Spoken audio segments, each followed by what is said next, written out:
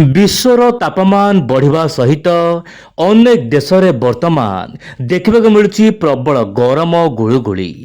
विश्वर विभिन्न भाग में बन्या स्थिति, मरुड़ी स्थिति एवं पाणीपागर अनियमितता वर्तमान मुंड विंधार कारण देखा मिलूँ। वर्तमान समय यही समय मध्य ओडिशार देशर विभिन्न भाग में मौसुमी वायु को लेकिन किसी बड़ खबर रही जहाँकि आईएमडी पक्षर सूचना दि जाइए। दर्शक बंधु आसंतु आलोचना करबा आजिर अपडेट। दर्शक बंधु वर्तमान समय धीरे धीरे मौसुमी अग्रसर आगक बढ़ुवा बेले पाणीपाग विभाग यही सब जिला को प्रबल मात्रा वर्षा अलर्ट मोड को रखा जाइछि। तेबे केउं जिले केमिति रहबा पाणीपाग मिजाज आसंतु आजिर अपडेट आलोचना करबा। दर्शक बंधु चैनल नुआ थिले चैनल को सब्सक्राइब करंतु आ आपन जिलार ना निश्चय पर लिखंतु आ लिखंतु जय जगन्नाथ। देखंतु पाणीपागर संपूर्ण तथ्य आजिर वीडियो रे।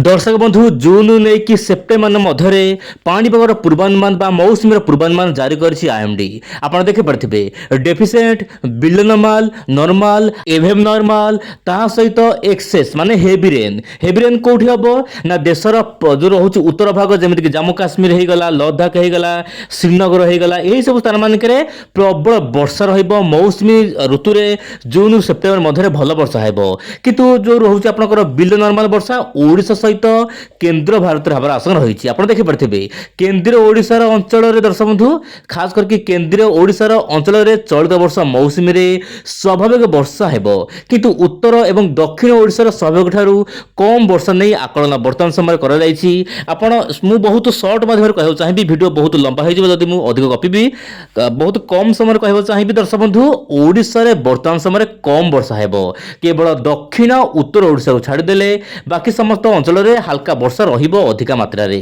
किंतु निश्चय पर मौसुमी नहीं कि गोटे बड़ वीडियो करबो चाहिबी, जो वीडियो रे मु समस्त तथ्य दबाक चेष्टा करिबी आगामी वीडियो माने करे। पाणीपाग नहीं कि आसिला बड़ खबर खास करके जो रहउछि तापमात्रा मध्य आगामी 3-4 दिन मध्य कमिबार संभावना रहिछि, काहेकि ना काल बैसाखी वर्षा हेबो। प्राय 24 घंटा पर 2-3 डिग्री कमिबो तापमात्रा, जहा पई कि राज्यर केतक अंचल रे वर्षा हेबो। आगामी 24 घंटा पई उत्तर आभ्यंतर जिला गुडी करे प्रबल वर्षा पई ऑरेंज अलर्ट, खास करके संबलपुर, देवगढ़, अनुगुड़ यह सहित केउझर जिला को वर्तमान समय ऑरेंज अलर्ट रही मध्यम प्रबल वर्षा हेबो। यह व्यतीत जगतसिंहपुर, केन्द्रापड़ा ता सहित मयूरभंज एपटे जाजपुर, ढेंकानाल ता सहित जो रोच झारसुगुड़ा, सुंदरगढ़ अनेक स्थान में मध्यम प्रबल वर्षा हेबो। दर्शक आप जानते सुंदरगढ़ जिलार अनेक स्थान में गत 4 दिन है लगातार कालबैशाखी होची, खास करके जो राउरकेला रहुची प्रबल मात्रा झड़ वर्षा क्षयक्षति करुची।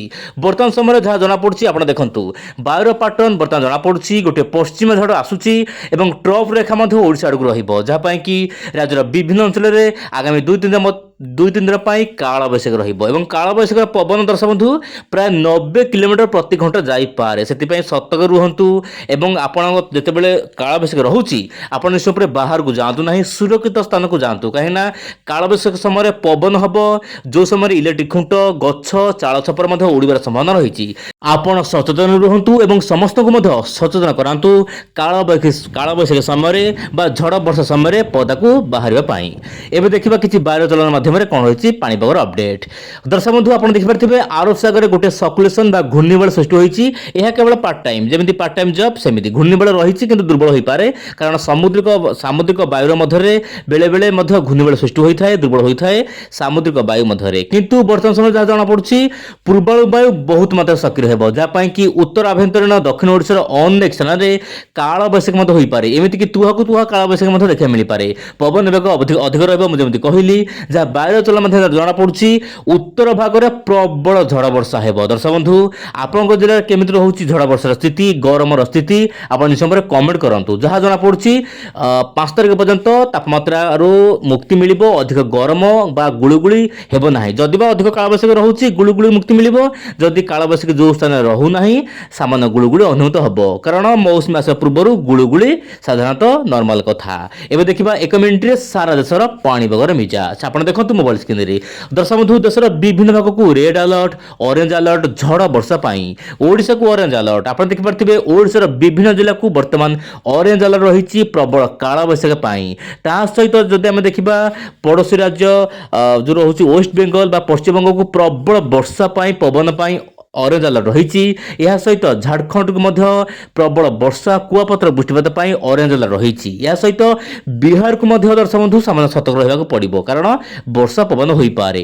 ଏହା ସହିତ ଉତ୍ତରପ୍ରଦେଶର ବିଭିନ୍ନ ଜିଲ୍ଲାରେ ପ୍ରବଳ ଧୂଳିଝଡ଼, ବଜ୍ରପାତ, ପ୍ରବଳ ମାତ୍ରାରେ ଆନ୍ଧି ତୁଫାନ ବା ଝଡ଼ ବର୍ଷା ହୋଇପାରେ। ସେଥିପାଇଁ ରେଡ୍ ଆଲର୍ଟ ରହିଛି ଦର୍ଶକ ବନ୍ଧୁ। ଉତ୍ତରପ୍ରଦେଶରେ ଯେଉଁ ଦର୍ଶକ ବନ୍ଧୁମାନେ ରହିଛନ୍ତି ସମ୍ପୂର୍ଣ୍ଣ ସଜାଗ ରୁହନ୍ତୁ। ଦିନ 12ଟାରୁ ନେଇକି ରାତି 9ଟା ମଧ୍ୟରେ ପ୍ରବଳ ଝଡ଼ ବର୍ଷା ରହିପାରେ। ଏହା ସହିତ ପଞ୍ଜାବ, ହରିୟାଣା, ହିମାଚଳ ପ୍ରଦେଶର କେତେକ ଅଞ୍ଚଳରେ ପ୍ରବଳ ଝଡ଼ ବର୍ଷା ହୋଇପାରେ ବୋଲି ଯାହା ବର୍ତ୍ତମାନ ସମୟରେ ଅପଡେଟ୍ ରହୁଛି। ତେବେ ଏହିଭଳି ପାଣିପାଗ ଅପଡେଟ୍ ପାଇଁ ଆପଣ ୱିଣ୍ଡ ଓଡ଼ିଆ ଚ୍ୟାନେଲ ସହିତ ଜଡ଼ିତ ରୁହନ୍ତୁ। ଆଗାମୀ ଦିନରେ ସମସ୍ତ ପାଣିପାଗ ଖବର ପାଇଁ ଚ୍ୟାନେଲକୁ ସବସ୍କ୍ରାଇବ୍ କରନ୍ତୁ। ନମସ୍କାର, ଜୟ ଜଗନ୍ନାଥ।